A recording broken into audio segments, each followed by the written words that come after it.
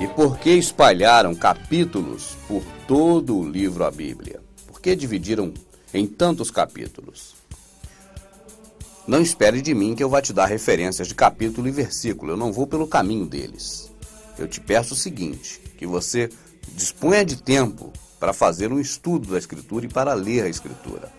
Assim, eu te dou a dica de quando você passar por capítulos e versículos, observe. Veja o seguinte, algumas vezes os capítulos são colocados em determinados locais para poder tirar o sentido do que está sendo dito logo abaixo.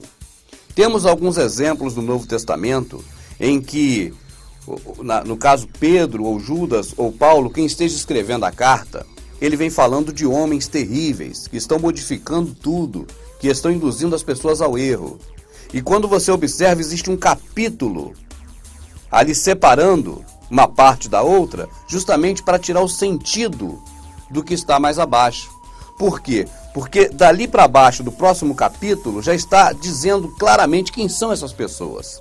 Só que quando você para de ler exatamente num capítulo em um dia, para retomar a leitura em outro capítulo no dia seguinte, você já perdeu o sentido do que você estava lendo. Então você não mais associa aqueles homens que estão descritos aqui na parte de baixo do capítulo com aqueles homens dos quais faziam coisas terríveis que estão sendo citados na parte de cima.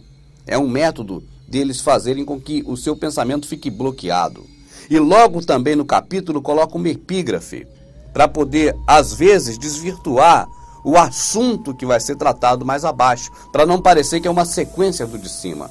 Isso ocorre poucas vezes, mas acontece. Não é que toda vez que eles colocam um capítulo, seja um capítulo direcionado especificamente para o mal, para atrapalhar. Não são todas as vezes. Mas coisas primordiais para eles, para encobrir a farsa, eles usam esse método do capítulo e do versículo, dividindo, e a epígrafe também da mesma forma. Então, quando você ler a Escritura agora, preste bastante atenção. E eu peço a você que preste atenção apenas para você saber que isso é uma verdade, que eles usam capítulo para separar um assunto do outro, para você não ter um entendimento completo e linear. Agora, eu te peço que você nunca pare no capítulo. Não pare de ler, porque você vai ter que parar de ler uma hora. Você não vai ler a Bíblia toda de uma vez. Então, quando você estiver lendo a Bíblia, se você for ler, por exemplo, a carta aos Hebreus, quando você parar de ler hoje para continuar lendo amanhã ou em outro horário, você não pare em capítulo. Pare fora do capítulo, ou antes ou depois dele, para que você não perca a linha de raciocínio justamente pela interrupção do capítulo. Essa é uma das dicas para você consultar a Escritura sem os percalços da Bíblia. Lembre-se, a Escritura não tinha capítulo nem versículo e nem epígrafe. Para que mais servem os capítulos? Eles servem principalmente para linkar a Bíblia. O que é linkar a Bíblia? Nós temos uma leitura linear da Escritura como ela foi feita, na época, pelos homens do Criador, que foram, vamos dizer, capacitados, iluminados, ungidos para poder escrever a Escritura. Escreveram linearmente, e nós devemos ler também linearmente, do jeito que eles escreveram. Mas com capítulos e versículos facilita os links da Bíblia. Ou seja, pode-se pegar uma parte da Bíblia em um determinado ponto e dali pular para outro determinado ponto, fazendo links, jumpers, pulos, entre uma passagem e outra, possibilitado isso somente pela inclusão dos links, feitos em capítulos e versículos. Se não houvessem capítulos e versículos dividindo a Bíblia, como não havia na Escritura, ficaria impossível deles ensinarem o que querem com a Bíblia, porque eles ensinam com a Bíblia qualquer coisa. E a multiplicidade das igrejas evangélicas só nos demonstra isso. Demonstra exatamente isso, que você pode fazer o que quiser com a Bíblia. Ou então a Bíblia vai ser sempre uma faca de dois gumes e vai terminar havendo divisão em cima de divisão, como as igrejas protestantes são divididas. Eles nunca vão entrar de acordo. Todos eles têm a mesma Bíblia, mas nenhum deles entra de acordo. Quando os cursos de teologia começam a formar pessoas para poder condicionar outras, na verdade, este curso de teologia agora vai dar as ferramentas, os métodos de se preparar um sermão, e eles chamam isso de homilética, a preparação de sermões, para preparar sermões de acordo com capítulos e versículos, e também estudos.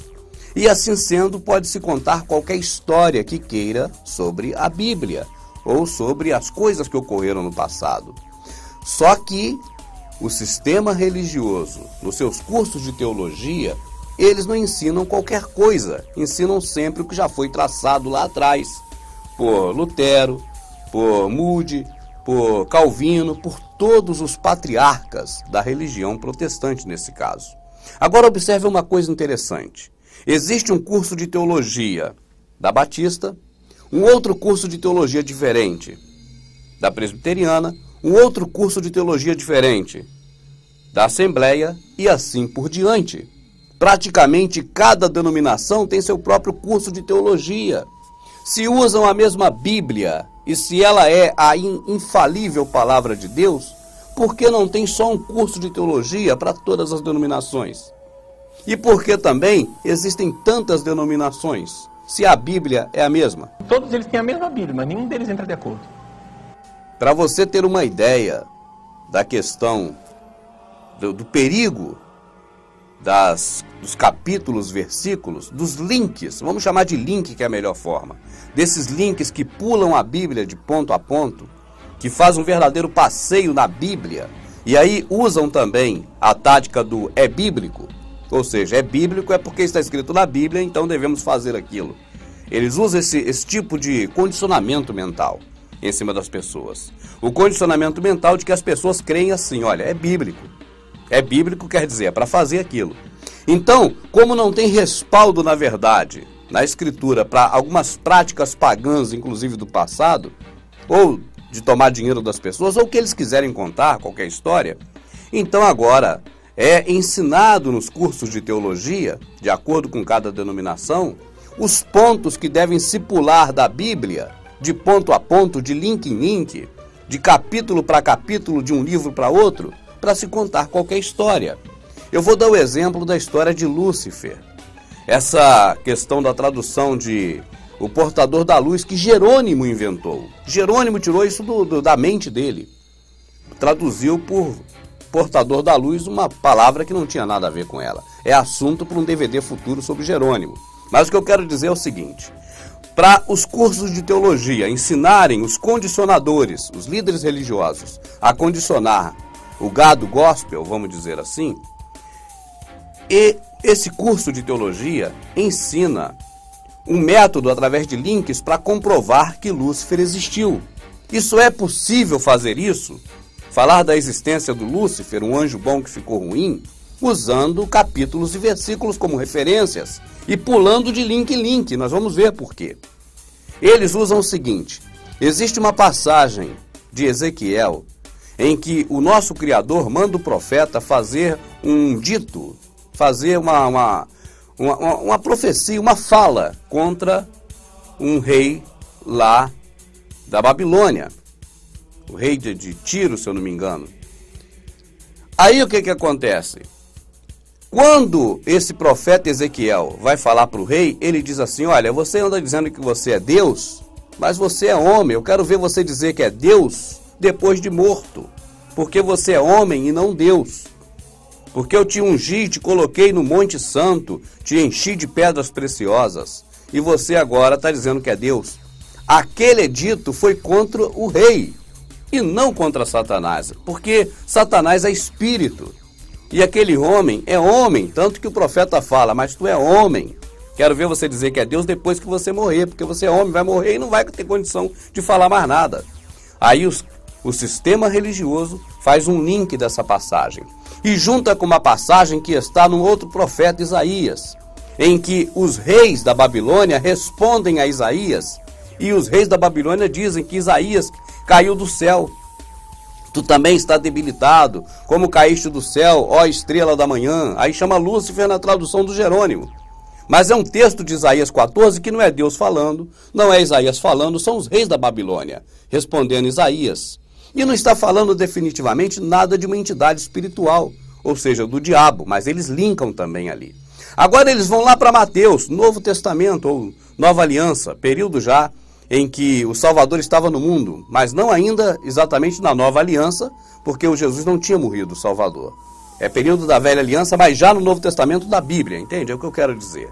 Já está na parte do Novo Testamento da Bíblia. Eles linkam, não no Novo Testamento de verdade, não na Nova Aliança, mas no Novo Testamento da Bíblia. Eles linkam ali com aquela passagem que diz, o Salvador diz, eu vi quando o diabo caiu como um raio. O Salvador, se você ler linearmente todo o texto, você vai ver que ele está falando que quando os discípulos foram expulsar o demônio que havia baixado nas pessoas, ele viu o diabo entrando nas pessoas. Leia o texto todo que você vai compreender que é isso. Mas com o link, eles já disseram que o diabo, que no caso era o rei de Tiro, foi coroado com pedras preciosas. Já falaram que a profecia lá contra Isaías, dos próprios reis da Babilônia, que caiu do céu. Aí agora já falaram que também Jesus atestou isso, porque viu ele caindo do céu. E eles vão agora lá para Apocalipse. Olha como é que eles percorrem a Bíblia todinha para contar uma história.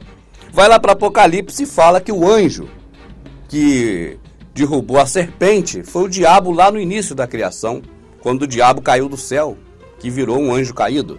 Então, para contar essa história, que na verdade é uma crença antiga pagã de Roma, mas que teria que ser incluída no cristianismo, porque é a repetição do paganismo, de forma disfarçada, eles contam essa história baseada em capítulos e versículos, linkando a Bíblia. E se você linkar a Bíblia, você conta qualquer história. Que você pode fazer o que quiser com a Bíblia. Você pega um pedacinho da Bíblia que diz assim, e Judas saiu para se enforcar. Pega esse pedaço, junta com outro pedaço onde Jesus fala assim, olha, eu lavei os pés dos discípulos para dar o exemplo, vai, faça o mesmo. Então você pega um pedaço de cá, junta com o de lá e diz, saiu para se enforcar, vá, faça o mesmo. Tá certo? Aí é bíblico, ó, mandou se enforcar. E assim vai, porque, na verdade, usa-se a Bíblia para poder manipular as pessoas. Não teria como usar a Escritura, porque a Escritura não tem capítulos e nem versículos para serem citados. Assim sendo, quando você ler a Bíblia, esqueça da existência de capítulo e versículo. Isso não foi o Criador que colocou na sua Escritura. Isso foi Jerônimo, foram os homens do catolicismo e do protestantismo que colocaram e mantiveram na própria Bíblia para poder usar como instrumento de poder, como no livro de Eli, para manipular as pessoas, para dominar uma grande camada da sociedade e arrancar muito dinheiro.